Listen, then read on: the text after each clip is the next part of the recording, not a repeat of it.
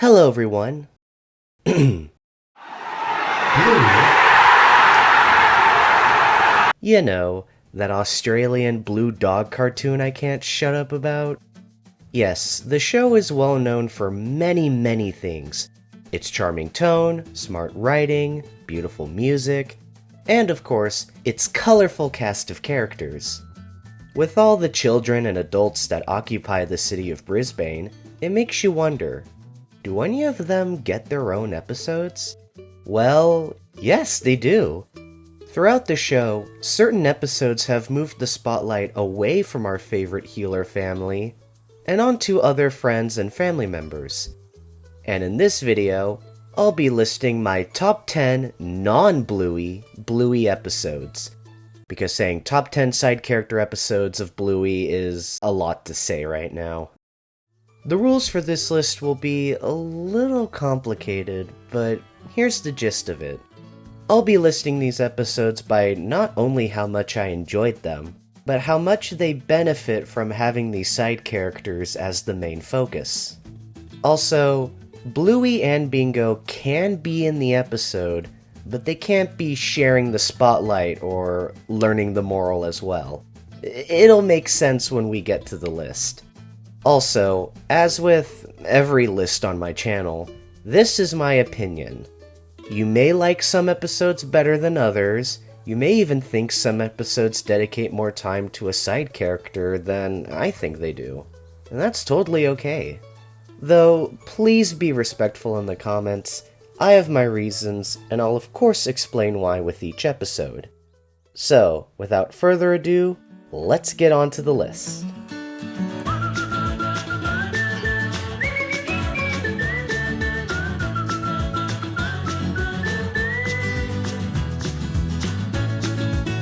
Number 10. How will we get back to Australia? Jack's captain now. What? Why me? You're standing the closest.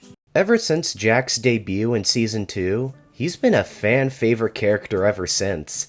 And unsurprisingly, people were excited to see him back in the spotlight. In this episode, Jack is playing with his friends, but one by one, their parents come to take them home, leaving Jack to figure out how he'll get home on his own. In the game, of course. At the same time, Jack's father is on his way to pick him up, but his phone dies and is left needing the help of other people to get him to Jack. Could I borrow your phone? Oh yeah. Ah, thank you. But there's no reception. Oh, man. I like the parallel between Jack and his father in this episode. We see that Jack likes to play more minor and simple roles, but when he's put in charge, he's put out of his comfort zone and tries to overcome it. With his father, he's also put out of his comfort zone, as he has to venture beyond his familiar surroundings, but they both keep their goals as their top priority. Well, it's a bit of a bush road, and you look like a bit of Go on. a city fella? Look, mate, just show me the shortcut. The cuts between Jack and his father also reflect off each other well, acting as almost opposite from one another, and it all builds up to a satisfyingly wholesome ending. Plus, we get to see Maynard again, as well as Jack's little sister Lulu, who thankfully isn't embarrassing Jack this time. And I even like the scene with the strawberry farmers, or backpackers. Rightio. Overall, this episode really benefits from not having Bluey in the focus, as I really like the arc that both Jack and his father go through, even if one is just a game. No, more supplies. And I've got no idea if we're heading in the right direction. And the deck could use a good scrub. Number 9. Can we play Pirates on the Hammock Swing? Isn't that game a bit too scary for Missy? It's okay. She'll be brave, won't you, Missy? I'll try, Mr. Healer. I miss the days when Bluey gave a minor character their own episode, only to rarely ever be seen again. Man, Leela and Jack got lucky.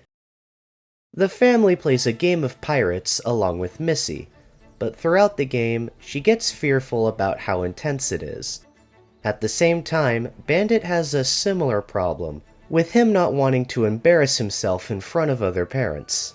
Why did you stop making the whale noise? Yeah. Oh, the whale just went a bit quiet for a bit.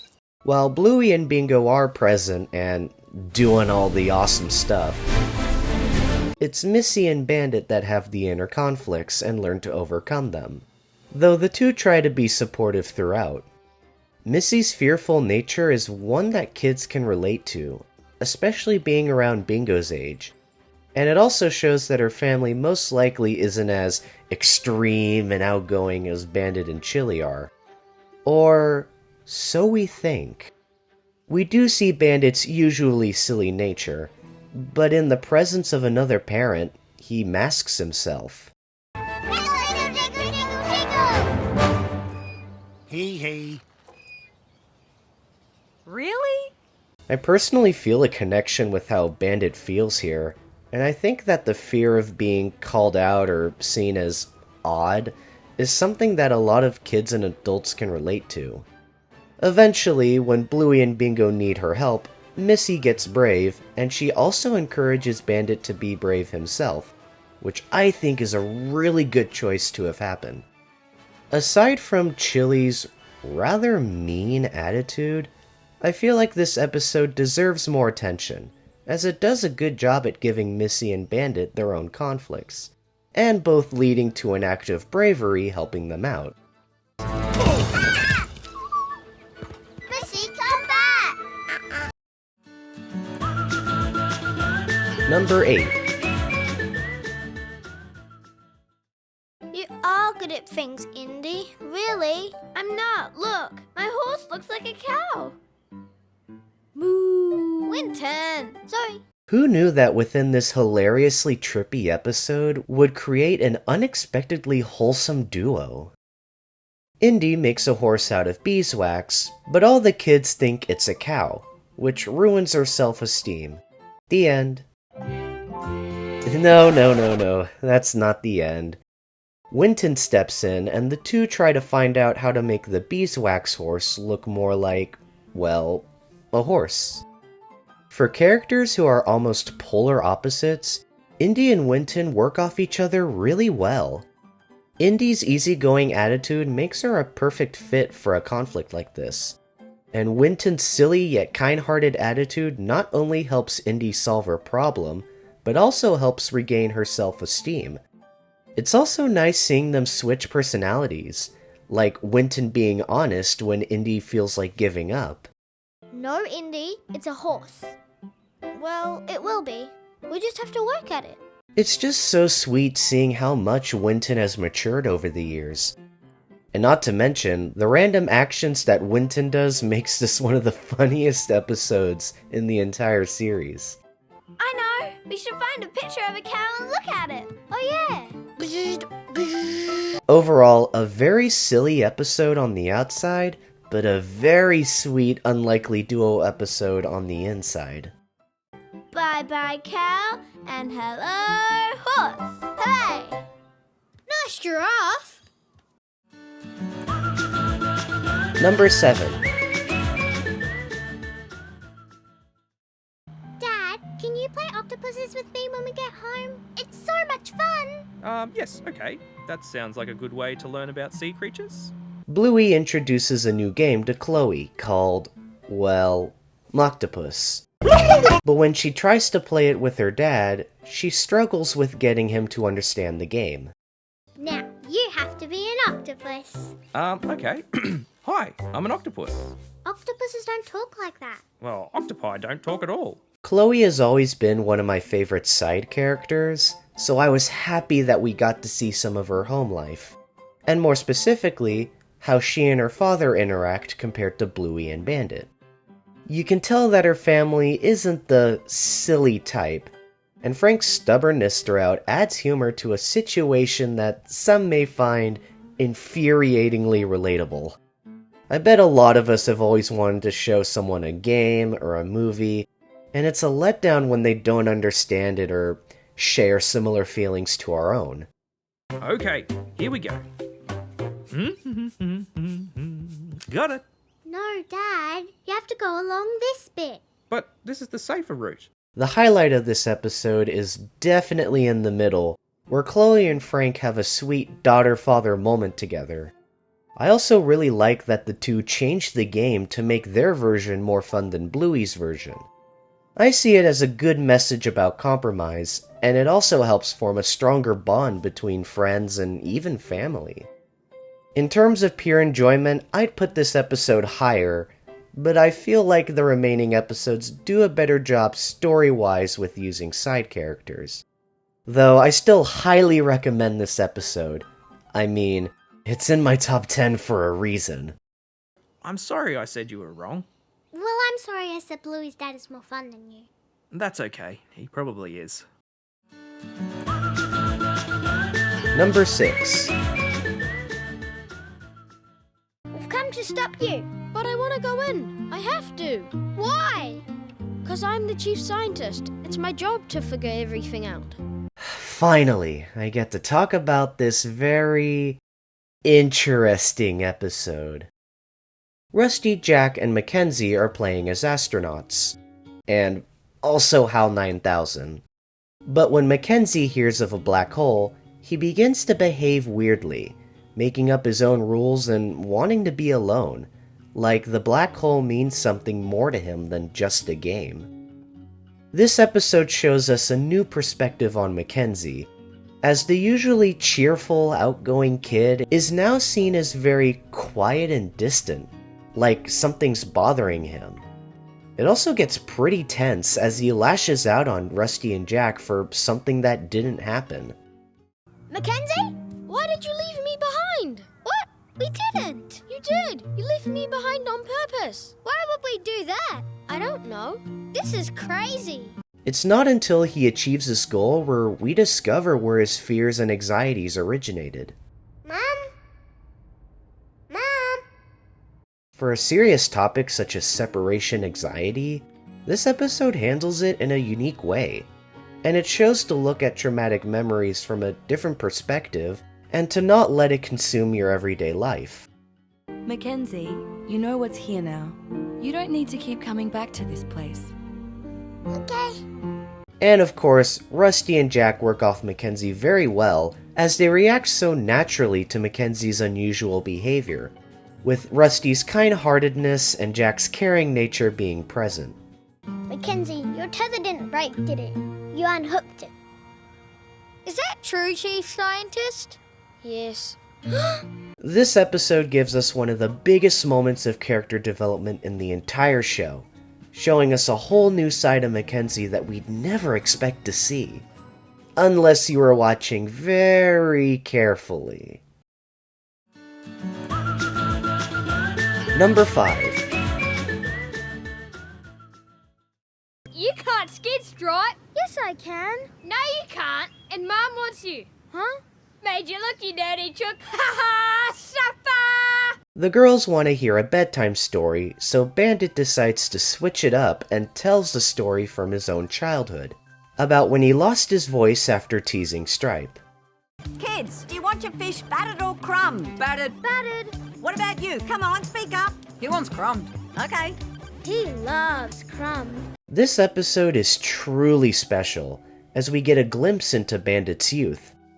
Also, some of you may not know this, but Bandit is a master storyteller.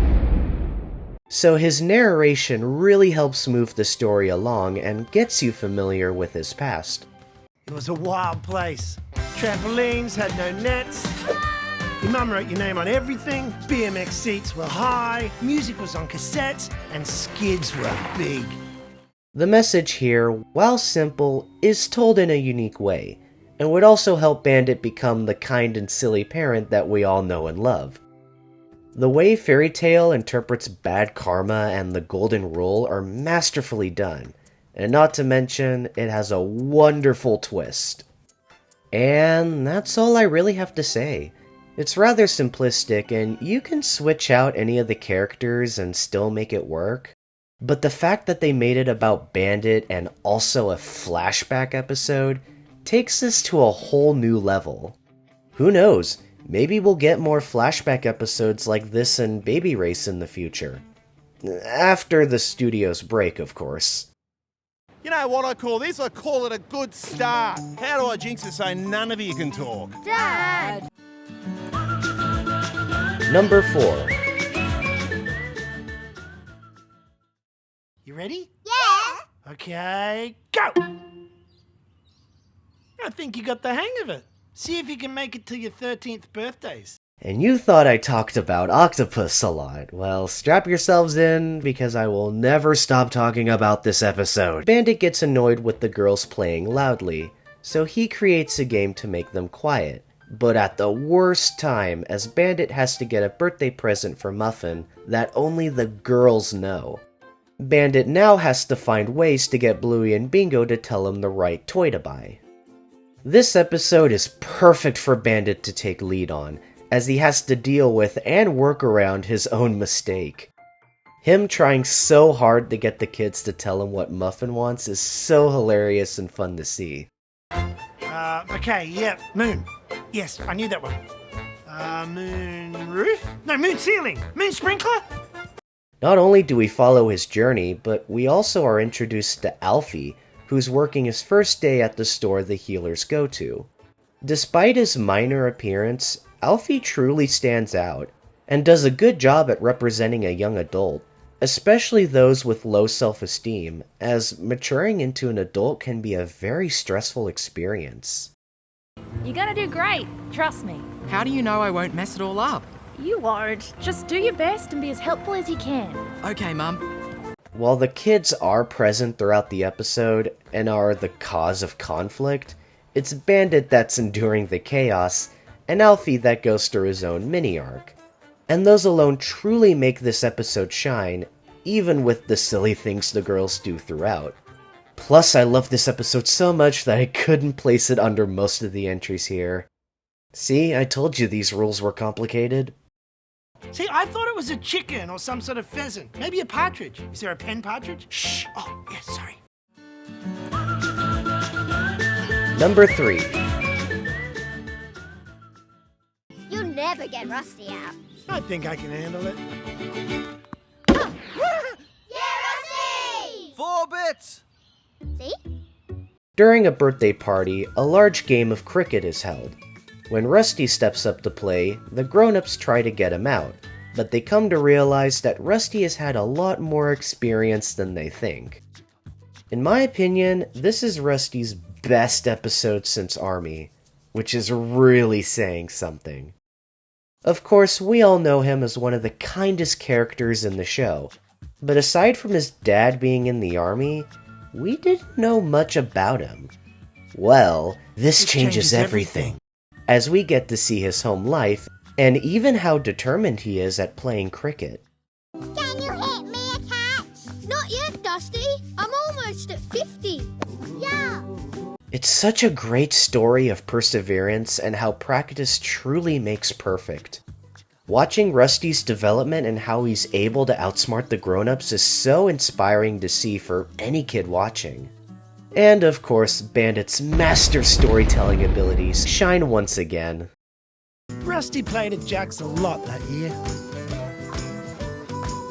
So he got pretty good at playing on a rough wicket. Yeah! This episode actually reminds me of The Sandlot, and I love that movie. So cricket actually feels really nostalgic to me, and I swear it's not because they have similar endings. Just like what Space did with Mackenzie, the nicest kid in Brisbane finally gets his own proper episode, and it figuratively and literally knocks it out of the park. Uh-oh! Run! Hey, come back here! And speaking of Army... Number 2. Attention! On the left, quick, march! Hop, hop, hop, hold! On the right, march! Hop, hop, hop, hold! Salute! Yeah, you can play. Jack is the new kid at school, and right off the bat, we know that he's different from other kids.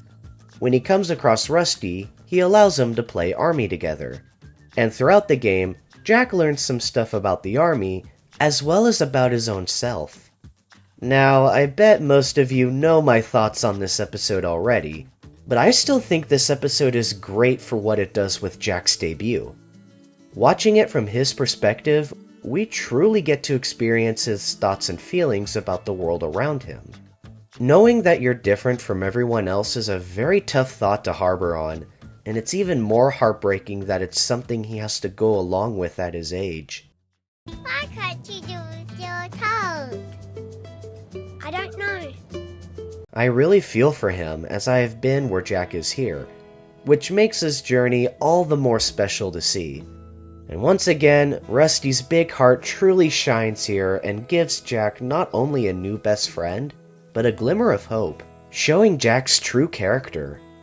Seeing Jack doubt himself only to succeed is so inspiring.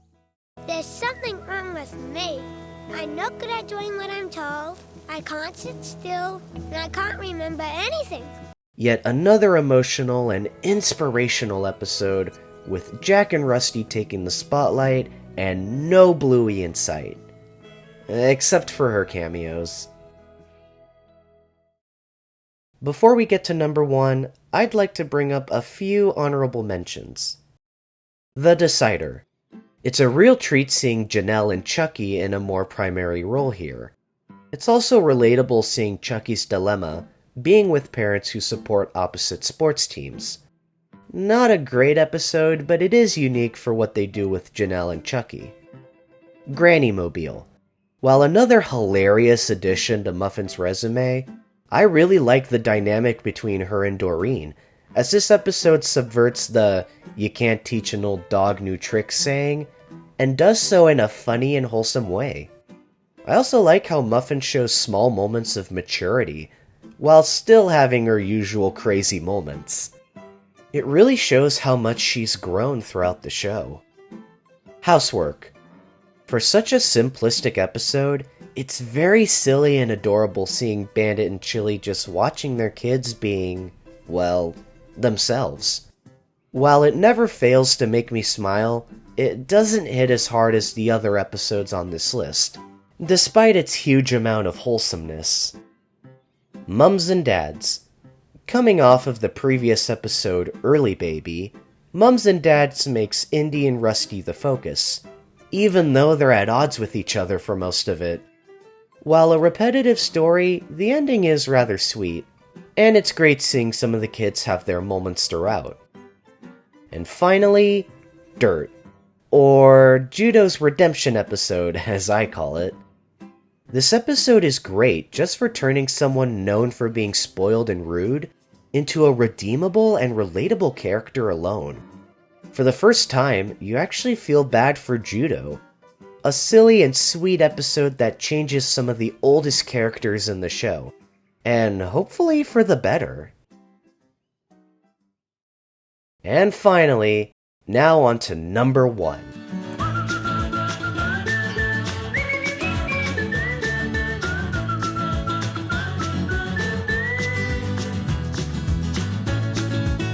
Number 1.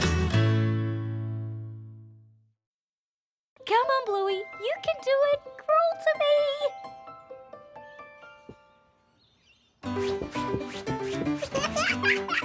Oh yeah! Bum shuffle! While playing in the park, Bluey asks Chili if she's better at climbing monkey bars than Judo. Chili tells Bluey that she needs to run her own race, and this prompts her to tell the story about Bluey's first steps, and how Chili tried to one-up Wendy. I don't know what got into me, but I was determined I'd get you walking before Judo. This was an episode that many Bluey fans were waiting for. A look into Bluey's past from the perspective of Chili. And while Bluey is a show truly meant for families, this is one of the rare cases where the show gives something for adults, especially parents, to connect with. I believe some parents have had moments of being overly proud of their child, maybe even taking it a bit too far. It's almost shocking to see a character such as Chili let pride get the best of her and begin to treat a big moment in her child's life like it's a race. There you go. Steady. Bandit! She's sitting! Huh? Good girl! Though, we do sympathize with her, as all she wants is to know if she's doing things right. And it's crushing to see such a confident character experience self-doubts about being a good mother. Look, we were all learning to do things for the first time. I just felt like I was doing everything wrong. But don't worry, Baby Race does have plenty of silly moments throughout it. Hang on, where was I? You weren't born yet, sweetheart. Ooh, I was invisible. And we also get a super heartwarming moment with Bella and Chili, and a simple but very effective message to top it off. Wow. You must have learned a thing or two. I have. And there's something you need to know. What? You're doing great. Even though Bluey does play a key role in Chili's story, it's still her story alone, with her experiencing the struggles of wanting to be a good parent. And while episodes like Army and Cricket do tell a great Bluey-less story, Baby Race really stands out to me with how masterfully well they use Chili as the main focus. Hilarious, heartbreaking, and heartwarming, it was very difficult for me to not make this my #1 pick. And those are my picks for my top 10 side character episodes of Bluey, or non-Bluey episodes, or Bluey-less Bluey episodes, or whatever you want to call it. Overall, this was a very hard list to make, as I really had to determine which episodes didn't include Bluey or Bingo as main characters. And while there is a few, there may be some that are close, but I really had to think logically about how much screen time they had and if they were the ones going through story arcs or not. This show has so many colorful and unique characters, and there still are some that I wish we had more time with. And with new characters entering the show regularly, I'm excited to see who'll get their own episode next. It could be a one-off or a permanent addition, who knows, but I'll be very excited to see who they'll feature next. And with that said, thank you guys so much for watching. If you enjoyed this video, leave a like. Also, feel free to comment down below what your favorite Bluey-less episodes are. Consider subscribing for more top lists as well as other content, and I'll see you all in the next video.